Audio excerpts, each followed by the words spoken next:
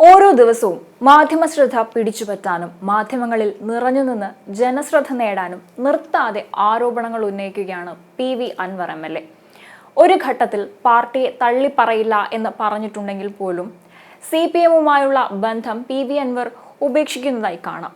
CPM ബന്ധം ഉപേക്ഷിച്ച PV അൻവറിനെ എന്നാൽ മുസ്ലിം ലീഗ് സ്വാഗതം ചെയ്തേക്കാനുള്ള സാധ്യതകളും അത്തരത്തിലുള്ള സൂചനകളുമാണ് ഇപ്പോൾ ലഭിക്കുന്നത്. CPMുമായി അകൽച്ചയിലായിരുന്ന PV അൻവറിനെ തള്ളാതെ മുസ്ലിം ലീഗ് നിലപാട് പറഞ്ഞതാണ് ഇതിന് കാരണം. PV അൻവർ MLA UDFിലേക്ക് ക്ഷണിക്കുന്നതിൽ തീരുമാനമെടുത്തിട്ടില്ലെന്ന് മുസ്ലിം ലീഗ് നേതാവ് PK കുഞ്ഞാലിക്കുട്ടി പറഞ്ഞിരുന്നു. അക്കാര്യം ആലോചിച്ചിട്ടില്ല എന്നും UDFിലേക്ക് ക്ഷണിക്കുന്ന കാര്യം കോൺഗ്രസ് കൂടി ആലോചിച്ചെടുക്കേണ്ടതാണെന്നും കുഞ്ഞാലിക്കുട്ടി കാസർഗോഡ് വെച്ച് മാധ്യമങ്ങളോട് പറയുകയുണ്ടായി.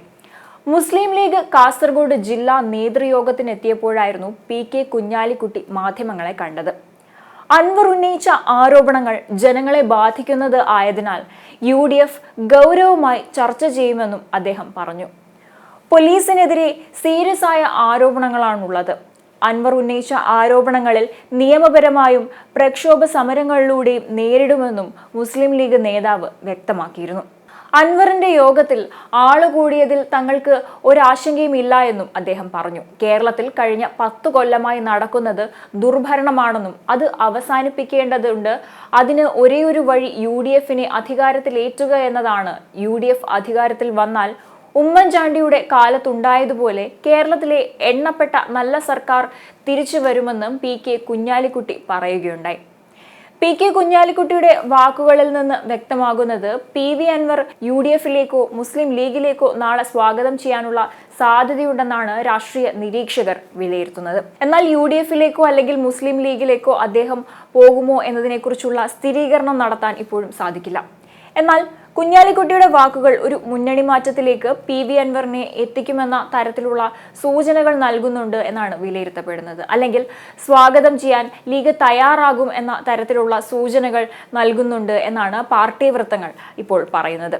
കേരളത്തിൽ കഴിഞ്ഞ 10 കൊല്ലമായി നടക്കുന്ന ദുർഭരണം അവർ തന്നെ ഇപ്പോൾ പുറത്തു വന്ന് പറഞ്ഞുകൊണ്ടിരിക്കുന്ന ആ വേണ്ടാത്ത ഭരണം, കൊള്ളരുതാത്ത ഭരണം അത് അവസാനിക്കല്ലേ വേണ്ടേ? അത് അവസാനിക്കണമെന്നുണ്ടെങ്കിൽ ഒരേ ഒരു വഴിയേ ഉള്ളൂ. അത് UDFിനെ അധികാരത്തിലേറ്റിയാണ്. UDFിനെ അധികാരത്തിലേറ്റിയാൽ ഇവിടെ ഉമ്മൻചാണ്ടിയുടെ കാലത്ത് ഉണ്ടായിരുന്ന അതുപോലെ തന്നെ കേരളത്തിലെ എണ്ണപ്പെട്ട നല്ല ഗവൺമെൻറ്റുകളുടെ കാലം തിരിച്ചു വരും.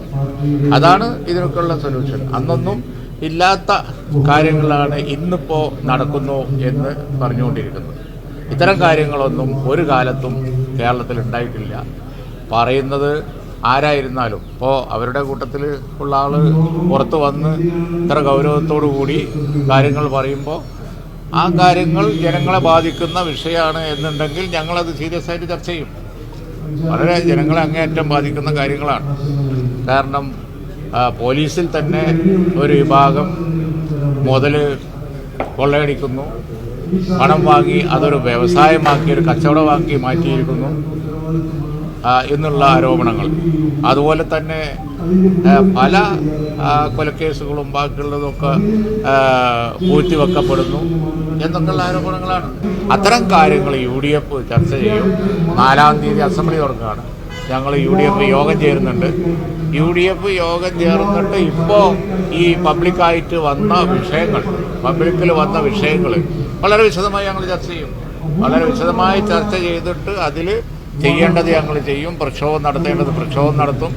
അതുപോലെ തന്നെ ലീഗലായിട്ട് പോകേണ്ടത് ഞങ്ങൾ ലീഗലായിട്ട് പോകും. അത് വേറൊരു കാര്യമാണ്. അതിപ്പോൾ പാർട്ടികളൊന്നും ആലോചിച്ചിട്ടില്ല. അത് വേറൊരു കാര്യമാണ്. അത് പാർട്ടികളും മുന്നണിയൊക്കെ ആലോചിക്കുന്ന ഘട്ടത്തിലല്ലേ അതിനെക്കുറിച്ച് അഭിപ്രായം പറയുള്ളൂ. അത്തരം ആലോചനകളില്ല, ആലോചിച്ചിട്ടില്ല. ഇപ്പോൾ ഞാൻ മാത്രം പറയേണ്ട കാര്യമല്ലല്ലോ, കോൺഗ്രസ് ഉൾപ്പെടെയുള്ള പാർട്ടികളെ ഒക്കെ പറയേണ്ട കാര്യം. അത് അവരാലോചിക്കുക, നമ്മളാലോചിക്കുക, മുന്നണി ആലോചിക്കുക. അത് വേറെ അങ്ങനത്തെ അജണ്ടകൾ വന്നിട്ടില്ല. പക്ഷേ പബ്ലിക്കിൽ വന്നിരിക്കുന്ന ഗൗരവമുള്ള ജനകീയ പ്രശ്നങ്ങളിൽ UDF പ്രതികരിക്കും. അതേ ഇപ്പം പറയാൻ പറ്റും.